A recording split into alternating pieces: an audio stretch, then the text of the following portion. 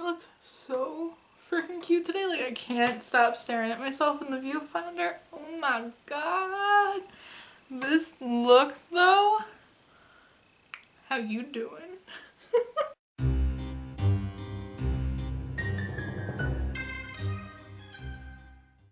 Hi guys, my name is Lacey of Spookos Fat Hips, and welcome back to my YouTube channel. I really love that there's been like a resurgence of everybody just trying to get back to like the fun side of YouTube, because we're all so like fried with all of the drama.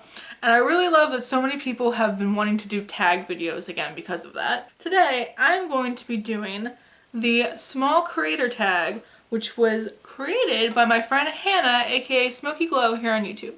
It does normally take me a long time to do tag videos, but I loved this idea. I love Hannah so much, and I have seen all of my other friends like jump on the bandwagon of doing this.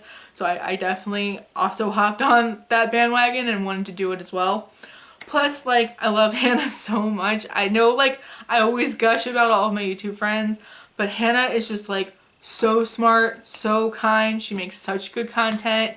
If you care about like drama and like the more serious implications of drama and like bigger picture like YouTube concepts and social concepts, and like you want a fair, intelligent, informed opinion on that, definitely go check out her channel. She's so mature and wonderful and smart, and I love her so much. Also, we weirdly constantly always have the same opinions on things. Like, we really, whenever she's on like the Half Cousins podcast, which she's been on a couple times now, we always like deeply agree on stuff. Like, we're definitely soul sisters. Anyway, she did a tag. She created her own tag, the small creator tag, and of course I had to jump on and do it because I am a small creator. As I'm filming this, I believe I have 5.8 thousand subscribers, and that is a very overwhelming number to me. I know you guys are sick of hearing me say this, but I'm very aware that those numbers represent people, and just like, it fucking trips me out every time I think about that. So anyway, as a small creator, time to do the small creator tag. I will leave the questions down below. I will leave Hannah's channel down below. Check them out. A lot of creators have also done this tag as well. Just do yourself a favor and check it out, because it's good stuff. Alright, getting to the questions. Question number 1. How many years have you been on YouTube?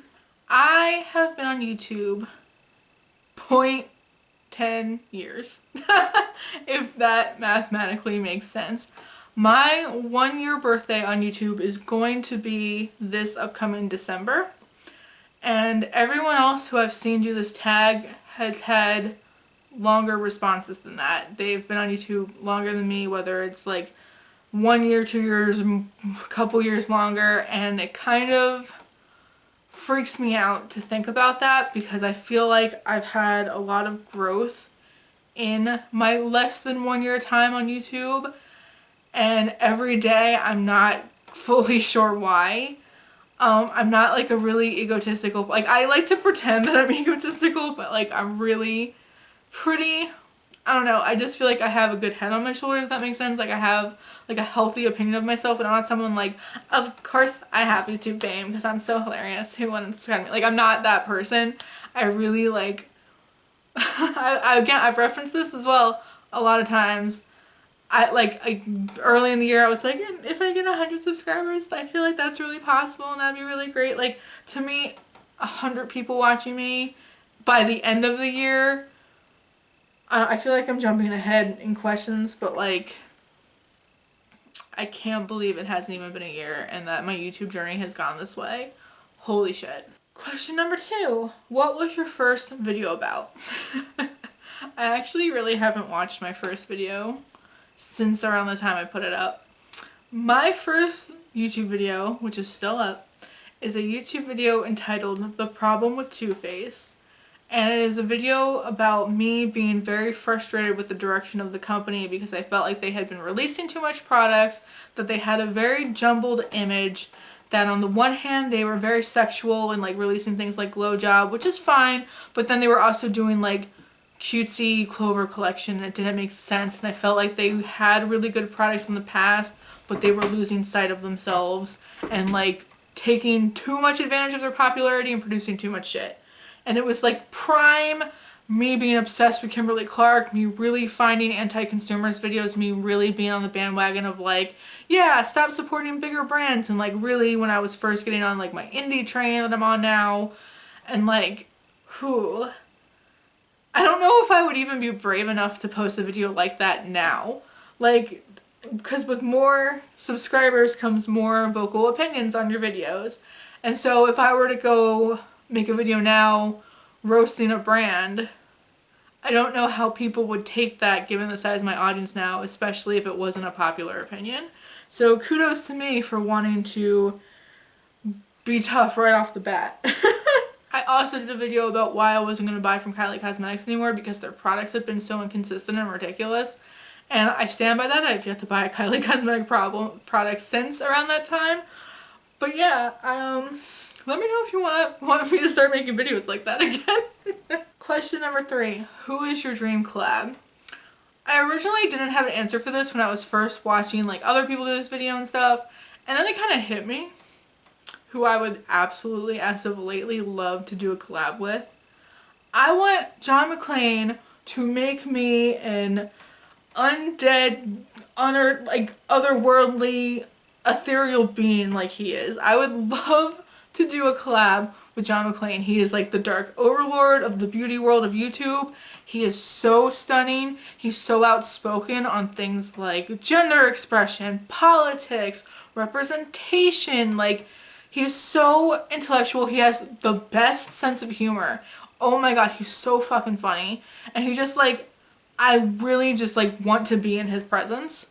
I feel like literally my life would improve just being in like close proximity to him without him even having to address me or like do anything to me or educate me in any way. If I was just like near him, I think his energy would somehow rub off me and like benefit me in some way. I also am very conscious of like how seamless my blends are now that I've been watching his videos. I just think he's like, I don't know how everybody else isn't as obsessed with him as I am. Oh my gosh, he's like amazing. Question number 4. What would it mean to you to make it on YouTube? This is something that I actually joke about a lot with my boyfriend. We're constantly talking about like, oh, when you're YouTube famous, when your YouTube fame gets in, when you get that YouTube money. Like, it's a joke in my house. Like, instead of saying like, oh, when we win the lottery, it's become, oh, when Lacey becomes YouTube famous. Because like, I don't ever foresee myself like Rolls Royce, Cartier bracelets, brand trips. Like, that's just a joke to me. But for me, honestly, I feel like I've made it now. Like, I feel like I have millions of subscribers, even though I only have a couple thousand. Like, it's very overwhelming in the best possible way that so many people watch me, that so many people talk to me and want to know my opinion and like tag me and things on Instagram and message me things like, hey, this made me think of you. And like, I have such a community that I love so much that to me, I feel like I've made it. And I know that sounds very Miss America and very like cheesy, but like, holy shit, I feel like for it to get better than this, because I really feel like shit's great right now, for it to get better would be like to make livable money off YouTube, because I do earn some money off YouTube and I cry every time that gets paid out to me. I'm gonna be very honest, because the fact that I'm earning money doing something that I love is absolutely mind-blowing to me. The fact that I've made so many wonderful friends doing this is absolutely mind-blowing to me.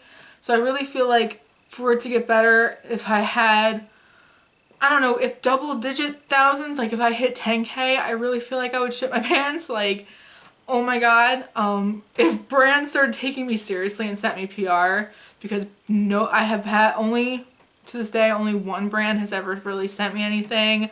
Most brands that I talk about, if they see my videos, they don't tend to be happy, because I'll say the positives, but I'll always also say any negatives that I think, and brands don't tend to like that. A lot of indie brands tend to like follow me on YouTube, but they don't ever repost me. They don't ever like promote me like other influencers, because they don't think I'm very like visually brand friendly.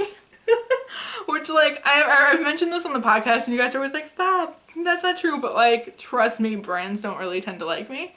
So for me, like really, if I'm like, I've made it now as a YouTuber, I'd be like, I'm making like decent money. Brands are acknowledging my existence, and like if I had a play button, which you get a play button at like 1,000 or 100, not 1,000, I would have one already. You get a play button at 100,000, and then again at 1 million, and then you get a diamond at 10 million. If I got the first play button, the 100,000 one, I don't know what I would do. Like, I really don't. Like, to me, that would be the best trophy. That would be such a sign of accomplishment. And I already feel like I've accomplished so much. Like, anytime a bigger channel especially mentions me and they're like, oh, I've been watching Lacey. She's really funny. You should check her out. She's really great. You should check her out. I always, like, have a meltdown and, like, show my boyfriend. I'm like, oh my god, this person. Like, you don't understand. I seriously mean it when I say I feel like I've already made it on YouTube. Number 5, what is your end goal on YouTube? My end goal is for this to remain a fun thing for me to do. You've noticed, obviously, that I go through times of being very active and very on top of my channel and times of, like, nothing. And those times of nothing very much correlate to either me, like, having to deal with my real life or, like, me not finding YouTube particularly fun in that moment. And I really don't ever want to be in a position where I'm doing YouTube, even though I hate doing it. I think that would really suck. And I'm sure, I know that bigger YouTubers eventually get in a place where they're doing YouTube and it's not, like, emotionally fulfilling anymore. It's not spiritually fulfilling. Like, they're doing it because now their livelihood depends on it. And my end goal is to never get there. Like, which might sound counterproductive. It might sound like, well, then it's never going to be a living for you. It's never going to be... That's fine.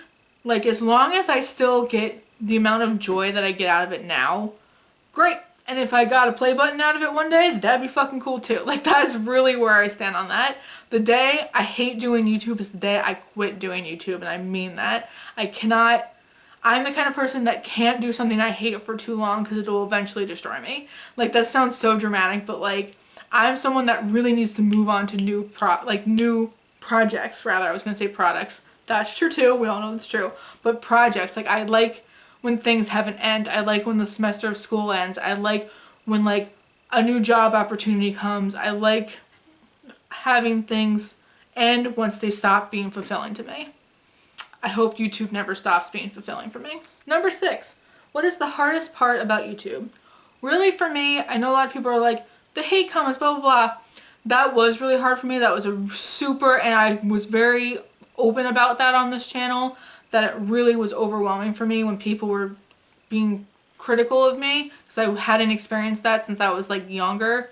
Really, the hardest part I've found now is just having the time and energy to do it. And I've mentioned before that definitely it is easy to just turn on a camera and film. Like, when it comes to, like, not having the motivation to start a channel, I will tell you that it's easier than you think it is. To maintain a channel is time consuming and energy consuming. That to me is the hardest part. As someone who is not doing this as a full-time job, who does work a full-time job, who has a serious relationship, that has other things that they need to be doing in their lives, and also someone who lives with other people, who doesn't have, like, a dedicated YouTube room, who, like, has to pull their set out every time that I want to film a video.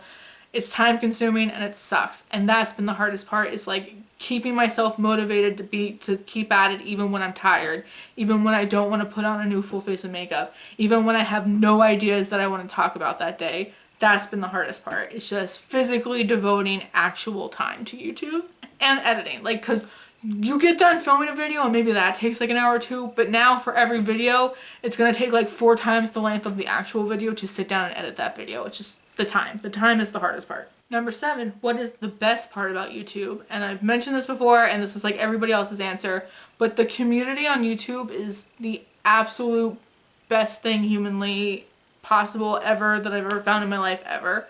I've always been a creature of the internet. I've always kind of lived in different like communities on the internet, whether it's like forums, Tumblr, whatever. This current community that I have with you guys who watch me, with other creators who support me, who understand what it's like to do this, with doing like the podcast that we do every weekend, which is a live chat for like 2.5 hours, that is the absolute, like, I never thought that that would be real for me. I thought like a couple people might watch me, might say nice things, people would probably mostly say mean things and it'd be fine. I didn't realize that I would find this overwhelming support even when it's not makeup related. Like to be able to come on channel and be like, I'm having a hard time because this thing is going on in my life, and have so many people be like, I got you, here's some advice, or I got you, you can talk to me if you want to, or like, I got you, I've been through that before, here's how I got through it. Or like being able to put on my social media, like, if anyone has experience dealing with this, please reach out to me. And having a crap ton of people do that and like be genuine and like actually care, and like being able to return the favor and like post motivational things on my Instagram and having you guys be like, thank you, I really needed to hear that today, or like, your video got me through X thing, or like, I really appreciate what you said about this, or like, because you love this product, I bought it, now I love it. Like, there's so much reciprocal like kindness on both ends from both you guys and from like, and I hope that I can give that back to you, even just like a little bit. Like, I hope if like you've gotten even a little bit of joy out of my existence on the internet, that's the best part ever. Oh my gosh, like really, I love the friends that I've made so much. I love the people who've been with me since day one, the people who've just found me yesterday, the people who shout me out in videos, the people who comment on my stuff, the people who take the time to message me on Instagram. I love all of it. It's so overwhelming. I never thought I would have any of this, and I love it so much, and I cherish it every single day. Number 8. What is the funniest comment you've ever gotten? I feel like the comments are always a hoot. Like, I gotta be real honest.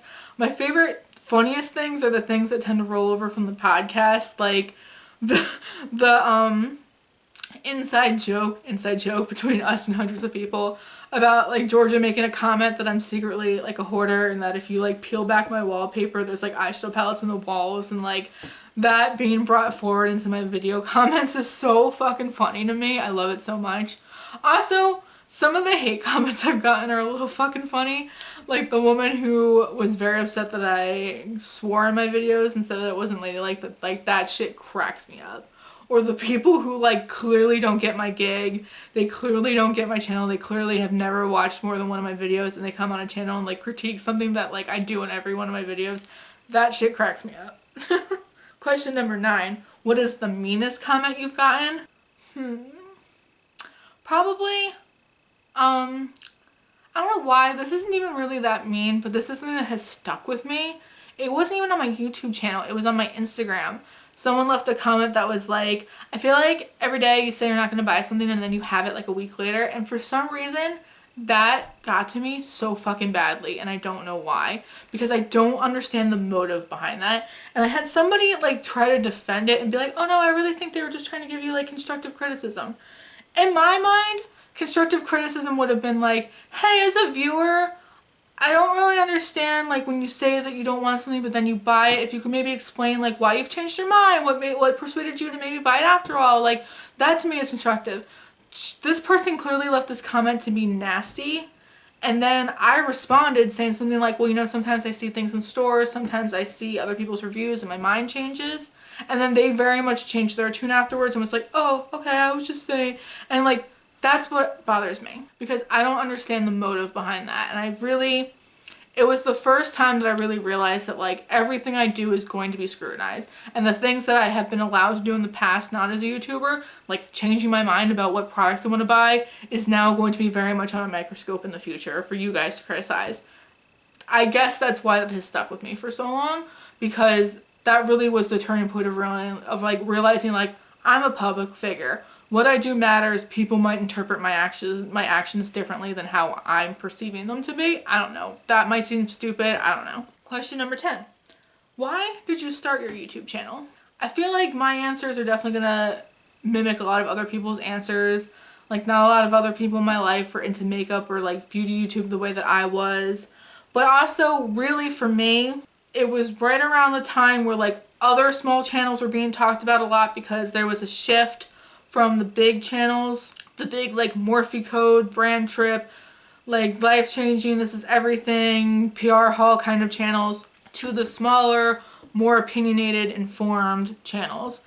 And I really looked at those channels and was like super inspired and was like, holy shit, those are real people that are doing something that is very real to me that I could easily do. And there's not a lot of people that look like me on YouTube that are like talking about makeup and wearing makeup who aren't like Instagram looking and like look however you want. I'm just saying, like, for me, there was no one who really looked like me on YouTube who was sharing my opinions on YouTube. And it really, watching other people who weren't like typical looking, who were beautiful in their own ways, who had their own unique opinions, their own unique makeup taste, that we had very strong opinions that weren't like safe and worried about staying on PR lists, that definitely was like in my head. I was like, I could do that too. Also, it's something that a lot of people in my life had always thought that I could do. I very much had, when I've told this story, and it's kind of a sad story, but kind of not. When my grandmother was passing away, I was going through a hard time in school, and I had to get extra like resources for my anxiety because it was such a dark time for me. And the counselor that I was working with in that situation was like, she was complimenting my makeup, and she's like, do you blog? And I was like, no. And she's like, you should, because there are people like me who can't do makeup, and you could tell us something, you could tell us how to do makeup. And she specifically told me how she had a friend who was a mommy blogger, and how that person got paid to do it, and she got free stuff, and she got sent on trips, and like how successful she was, what she was doing it. And she really much persuaded me to be like, you could be good at doing this. And I actually did start a blog first before my YouTube channel, and I hated blogging because it's really time consuming, and I just felt like no one reads blogs anymore. So it was like twofold. I saw other people on YouTube doing it, and I figured that I could take my blog and move it to YouTube. That was a long story. Oh, I skipped a question. I skipped from 9 to 11. Backtracking to question 10. What other subject matter could you create a YouTube channel about? I actually, as Hannah was reading this question in her video, I thought of my answer, and then she said my answer. Hannah and I both feel like we could have political channels, and very much for the same reasons why she said she does, and I could not deal with that kind of hate. I'm a very informed person. The news is always on in my house. I only listen to the news when I'm driving. I don't listen to music in the car. I come from a very political family. I've always been interested in like the news and current events and world events, and I'm very informed, and I definitely think it was something that I could do, but I could not ever, especially as a woman, especially as a fat woman, especially as a weird woman, deal with the kind of repercussions that putting myself out there with those kind of opinions could have. I am not emotionally strong to do something like that. Also, obviously I could be doing spooky content. I could be telling spooky stories, ghost stories, like a very Loey Lane-esque kind of channel, but I've reserved that for my Patreon. So if you're interested in that kind of shit, go check me out there. Shameless plug. Okay, going back to the appropriate order now. Question 12. What video are you embarrassed by? Is it terrible to say I'm embarrassed by all of my videos? Like, I am and I'm not. Like, when I'm posting my videos, I'm like, this shit's hilarious. I'm hilarious. I would watch me. Haha. And I'll watch it a couple times. But then after it's been posted and it's been reacted to and it's over, I don't like going back and watching them ever again. And especially my earliest videos when I still was like, I got a really nice setup, and it's still not the best setup, but I got a nice setup pretty quickly thanks to like my loved ones. My brother had bought me a camera, my best friend had bought me a light, my boyfriend helped me get editing software. Like, really, the people in my life were very supportive that I could do this successfully, and I'm going to start crying, and help me get nice equipment. So the videos previous to that, when I'm still filming on a webcam, I don't have the best lighting, I don't have the best editing software, everything's kind of blurry, and like the white balance is bad. That's cringy. I don't know why anyone subscribed to me during that time, but I thank you for liking me as a person despite how awful my setup was. Question number 13. What video are you the most proud of? I really like my palette series. I feel like I haven't really seen anybody else do that, and I know that I owe you guys another palette series video very soon. I know you guys have very much been requesting purples, so I think purple is going to be the next palette series theme. But I'm very proud of that because it was like, everything else I do is kind of like everybody else did it first, and I very much admire people like Samantha March, who started the Will I Buy It series, for like having the inspiration to do a series, because they tend to be pretty successful on YouTube. So I'm really proud that I thought of like my own series that I could do that was relevant to me, and now I'm like the eyeshadow palette channel, and it's become like a meme that everyone knows I love eyeshadows and that I buy all of them. Oh my god. But I love my palette series videos very much. And question number 14, the last question. What is your first YouTube memory? I've been with YouTube since the beginning. I've been with YouTube since it was like fail videos, and like when there weren't really YouTubers. I think the first YouTuber that I really loved was Jenna Marbles and her How to Trick People into Thinking You're Good Looking video, which still to this day cracks me up. I loved her videos so much. I'm still a diehard Jenna Marbles fan. It's so funny to watch her old shit now though, because that was during a time where we were all kind of saying problematic shit, and she's actually gone on record and like she's done like the reacting to my old videos video and has talked about like the things she said in the past she would never say now, and it's just like I love her so much. I've really enjoyed watching like her relationship with Julian and his content, but as far as like my first memories go, I really remember like the real cheesy early millennia stuff, like Charlie the Unicorn, let's say. I remember when YouTube first got ads and everybody flipping out that there was going to be ads on their videos now. Like, I've really been with YouTube since the beginning. But my first experiences like subscribing to YouTubers wasn't probably until more recently. And actually, full circle though, again, I'm going to get emotional. When I first got into beauty content, I remember subscribing to Laura Lee when she was still in Alabama, Kathleen Lights, and Shannon Shortcake, Shannon actually follows me now on YouTube and Instagram, and every time I see her comment on any of my stuff, there's a part of me that gets butterflies in my stomach because she was someone who I fell in love with when I first got into YouTube a couple years ago. And she did like a lot of ColourPop stuff and a lot of Makeup Revolution stuff, which is stuff that I was learning how to do my makeup with. And I just thought she was so beautiful when she was alternative and cool, and she had really great content.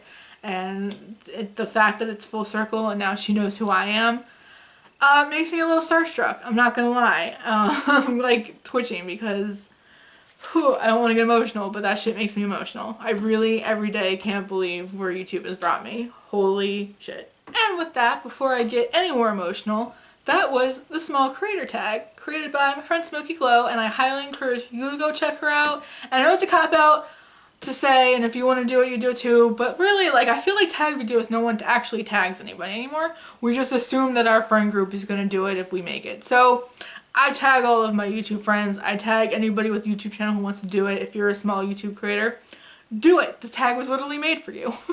If you like tag videos, if you like emotional videos, if you like me, please like and subscribe to this video. It means so much to me. Definitely, if you're a YouTube creator, talk to me about how you feel about some of these questions down below. And if you're not a YouTube creator, also give me your opinions on some of these things, like why you would want to start a channel. If you haven't, why you haven't. If you are interested in it, why you are. And I'm going to definitely probably encourage you to go for it if you're one of those people. But yeah, that was the tag video. That's everything I got.